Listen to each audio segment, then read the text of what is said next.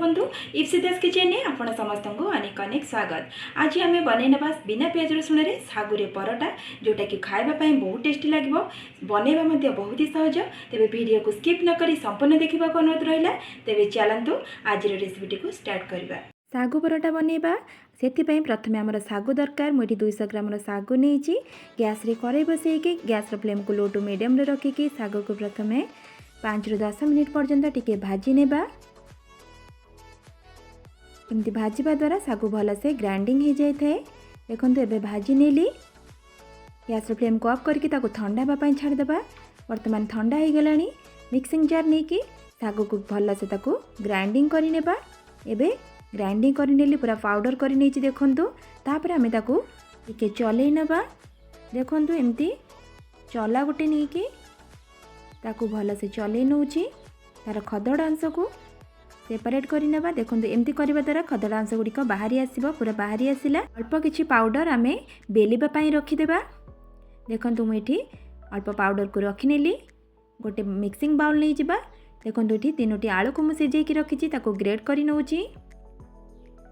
देखंतु एमती ग्रेट करि नेबे नहले हाथ रे चकड़ी नै जिबे। अदा एवं कंचा लंका को छेचि कि रखिछि 1 स्पून अदा कंचा लंका छेचा हेबो।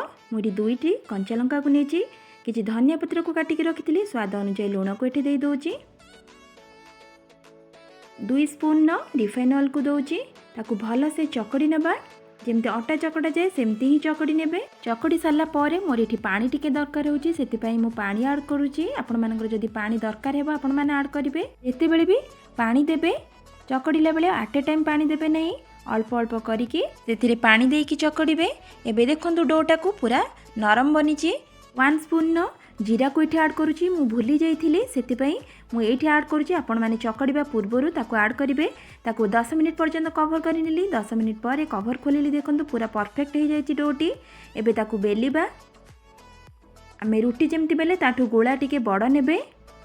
से जो पाउडर रखिथिले ताको एठी दबा। देखो एबे बेली नौची हल्का प्रेस करके ताको बेली नेबे। साइड फाटिबो आपण माने हल्का हल्का करके एटा को बेलिबे। जेमती रुटी बेला जाए सेमिति ही बेली नेबे। देखो एबे बेली नेली साइड पूरा फाटी जाइची। गोटे टिफिन न कवर नीची ताको राउंड शेपर करके काटी नेबा। एबे देखंतु मु काटी नेली साइड गुडको बाहर करी नौची ताको भी मध्य आमे अलगा डो संगे मिसेकी बनी नेबा परोटाटी। एबे देखंतु परफेक्ट हो गला परोटाटी। सेम प्रोसेस रे मु सब परोटा को एठी बने नेली। गैस रे तावा बसैकी सेथिरे परोटा को दे दोची। देखंतु गोटे साइड हल्का हेई आसलानी आर साइड को टिके उल्टै दोची। गैस रे फ्लेम को लो टू मीडियम रे रखिथिबे। टिके एपट सेपट करके ताको बनेबा पई 5 मिनिट टाइम लागिबो। रुआ कड़िके बस स्पैचुला साइज रे हल्का हल्का प्रेस करि नौथिबे। एठी 1 स्पून रिफाइन ऑयल दोची। आपण माने घियर भी एटा को बनै परिबे। रिफाइन ऑयल बा घिओ दे सारा पर ताको स्पैचुला साइज रे साइड गुडी टिके प्रेस करि नेबे जहा द्वारा कि पूरा फुलिबो। आर साइड को उल्टै नौची आर साइड रे भी रिफाइन ऑयल को दे दोची। बेसी तेल भी एथिरे दरकार हेबो नहीं। देखंतु तेल को एबे दे देली स्पैचुला साइज रे ताको टिके प्रेस करि नौची। एमती करबा द्वारा जल्दी हो जिवो परोटाटी। तामर परोटा एठी रेडी हो गला। सब परोटा को मु सेम प्रोसेस रे बनी नेली। आपण माने निश्चय बनेबे बहुत ही नरम आ कौलिया रहइबो।